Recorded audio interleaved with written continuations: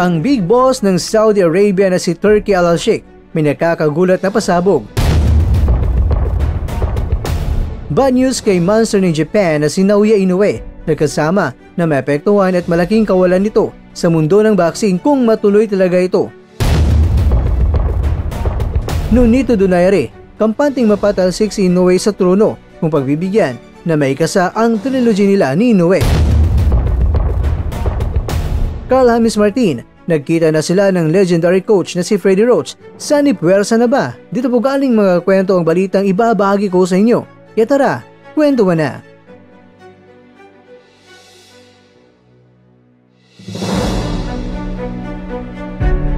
Ngayon ay nagmarka na sa huling araw natin sa boxing.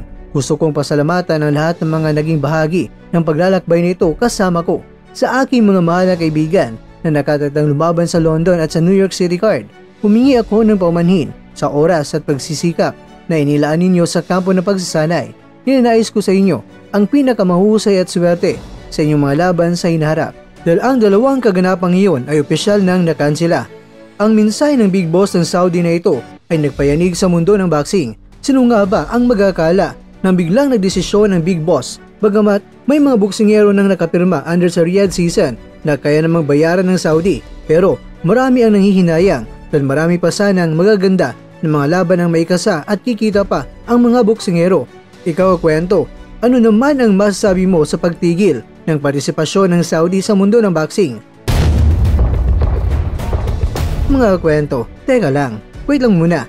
Alam niyo naman si Mr. Kwento na hindi ka agad nagbabahagi ng mga impormasyon na hindi dino-double check ang mga impormasyon. Baka gawa-gawa lang ito o di kay edited ang larawan. Kaya lang mga kwento, totoo po ito. Mula talaga sa official social media account ng big boss ng Saudi. Kaya kung legit ba ito, well, check yan. Legit. Pero nang nakita ni Mr. Kwento na April 1 ang date ng post ng big boss, ba teka, baka April Fool's lang ito. Kaya nang sinisid ko ang internet ay boom, nalaman ko na April Fool's Day pala na posted ang nasabing mensahe. Kaya yan sa pool. Mabuti na lang mga kwento na April Fool's prank lang ito dahil ako personally ay malaking impact talaga ang Riyadh season sa mundo ng boxing. Kaya mabuti na lang na April Fool's lang. Actually mga kwento, nag-April Fool's prank din si Mr. Kwento at ito yun. Kahit na ang source ay galing lang sa akin at may source na nakalagay na April Fool's Day, na-report tuloy agad si Mr. Kwento ni Sir Idol. Pero sige lang, sorry po kakwento sa aking mga na-prank. Samantala, sobrang kampante ni Donaire na kaya niyang talunin itong si Inoue kung sakaling pagbigyan pa siya na maikasa ang trilogy nila. Ikaw kakwento, sang-ayon ka rin ba na maikasa ang trilogy nila ni Inoue at ni Donaire?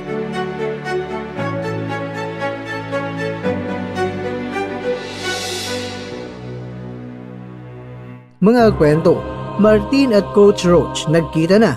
Labis-labis naman ang tuwa ng ating kaubayan dahil sa wakas personal na nagkausap na sila.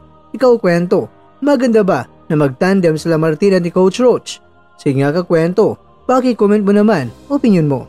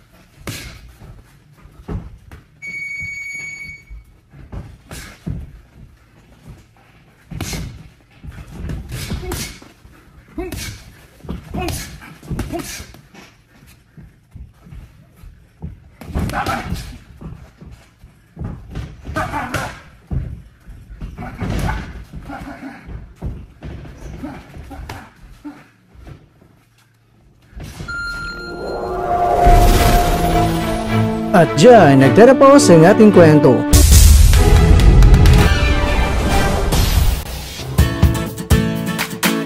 Maraming salamat mga kakwento sa inyong panonood. Pero baka naman mga kakwento ay nagustuhan niyo po ang kwento natin ngayon. Baka pwede niyo po akong mabigyan dyan ng like, subscribe at pa-click na rin sa bell button.